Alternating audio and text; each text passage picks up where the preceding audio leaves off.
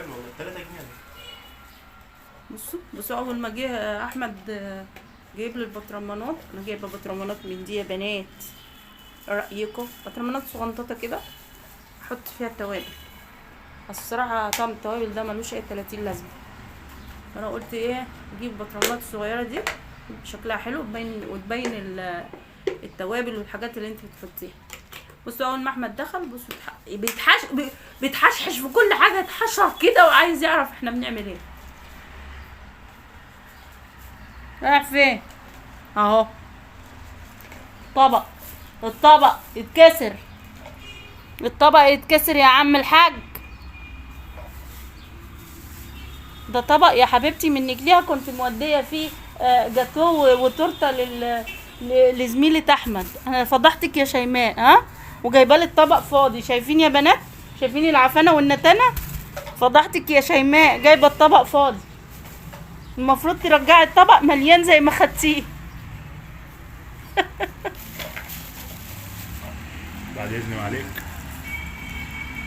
وجايبهولي وسخ. خد يا ابني الكيس ده كمان بالمره. خد يا رعد دخل الكيس ده، خد دخل الكيس ده، خد اعمل حاجه بدل ما انت قاعد على الفاضي. طبعا بدأنا بقى شغل رمضان، ربنا يبلغنا واياكم رمضان. بدأت بقى ايه بدأت التنظيف العميق بقى اللي هو ايه يعني بيتعمل من السنة للسنة. يعني انا بنزل كل حاجة تقريبا، بهد الشقة وببنيها تاني. اول حاجة عملت طبعا خلصت الحمام الحمد لله رب العالمين، وهطلع دلوقتي هبدأ اخش على المطبخ. بتعمل ايه يا رعد؟ بتعمل ايه يا رعد؟ بتاكل في الكيس يا حبيبي؟ انت جعان اوي كده. المهم يا بنات اعمل ايه، هطلع المطبخ الخشب كله وهبدا ادهنه من جديد. يعني انا كل سنه بدهنه، والله العظيم كل سنه بجدد اللون. يعني ساعات اعمله نفس اللون وساعات اعمله لون افتح او اغمق، بس المهم ان يكون اللون ايه ماشي مع السيراميك. وبعد كده بقى نغسل السيراميك اللي ورا البوتاجاز واللي ورا المطبخ وكله بقى نغسله بقى ايه غسله متينه. انا لسه غسلاه قريب ما كملتش يمكن شهرين غسله السيراميك ده كله. بس ان شاء الله باذن الله نغسله تاني عشان رمضان، دي غسله رمضان. وان شاء الله اللي يعيش بقى لو لينا عمر نبقى في رمضان كده قبل العيد بنغسل. بس يا رعد بصوا شايفين بنعمل ايه. وقبل رمضان بقى باذن الله، قبل العيد قصدي باذن الله، بنروح مطلعين بقى نعمل حاجات على الماشي كده، حاجات بسيطه يعني، حاجات ايه على الماشي سريعه كده. في ايه يا حبيبي؟ يا بص الدلع والمياسه، الدلع والمياسه. يا سلام يا سلام.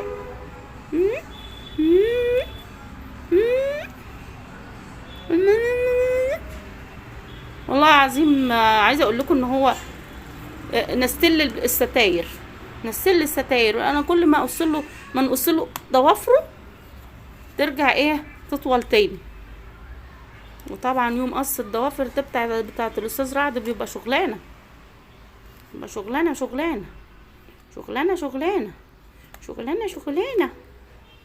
رعودي. بس يا بنات فهنعمل ايه بقى؟ ببدأ بقى اصحن بقى شطة. بصحن شطة، بجيب شطة قرون وبصحنها، وبجيب كمون كمية حلوة كده وبصحنها بحيث ان هي بتقعد معايا لغاية بعد العيد. وبجيب فلفل اسود وبجيب الحاجات دي كلها وكزبرة وكل التوابل بنصحنها وبحطها ايه نظبطها بقى نحطها في الطقم في البطرمانات الجديدة الحلوة دي اللي انتوا شفتوها. والله انا بالنسبة لي اجمل من الطقم التوابل اللي ملوش اي 30 لازمة.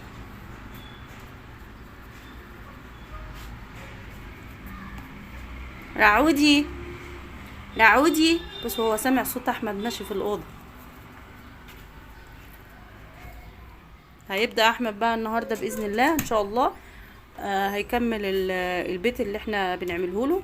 بس بيت بقى ايه هيبقى تحفه ان شاء الله، اتفرجوا عليه بقى عايزين البيت ده يطلع ترنج يا جماعه، يطلع ترنج لو سمحتوا، لان يعني احنا بذلنا مجهود.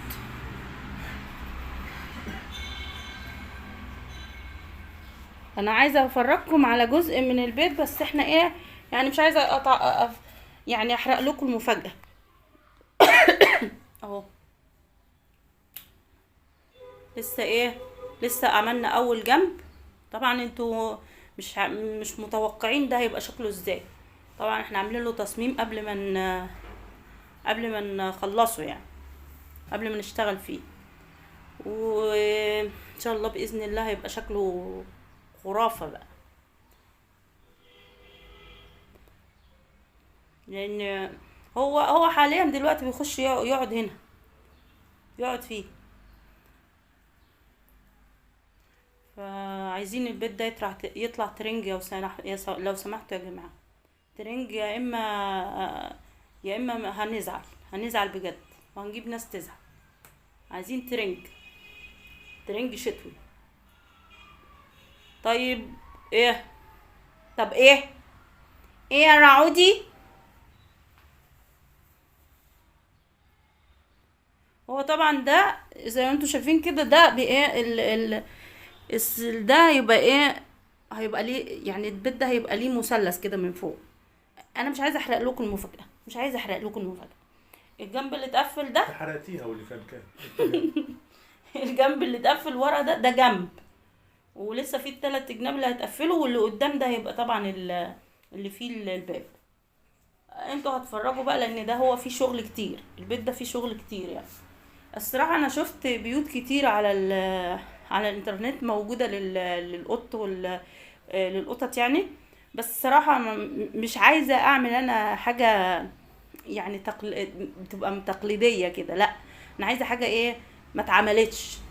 فصممت بيت ان شاء الله هتعجبكم فكرتي، وهيعجبكم البيت باذن الله. هو باذن الله يعني شكله كده كلاسيكي، مش اللي هو بقى المودرن اللي هو عمل زي العمارة والحاجات دي، لا لا، هيعجبكم التصميم والشغل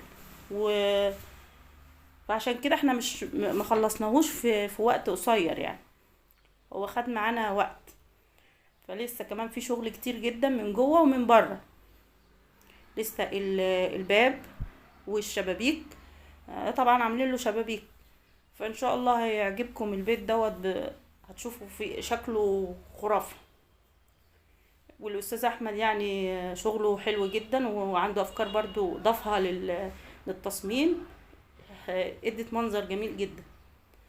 فان شاء الله هتشوفوا البيت ده لما يخلص، بس عايزاه يطلع ترنج زي ما قلت كده، ترنج والا فلا. يلا انا ان شاء الله باذن الله معاكم ومكملين لغايه ما نخلص البيت ده باذن الله.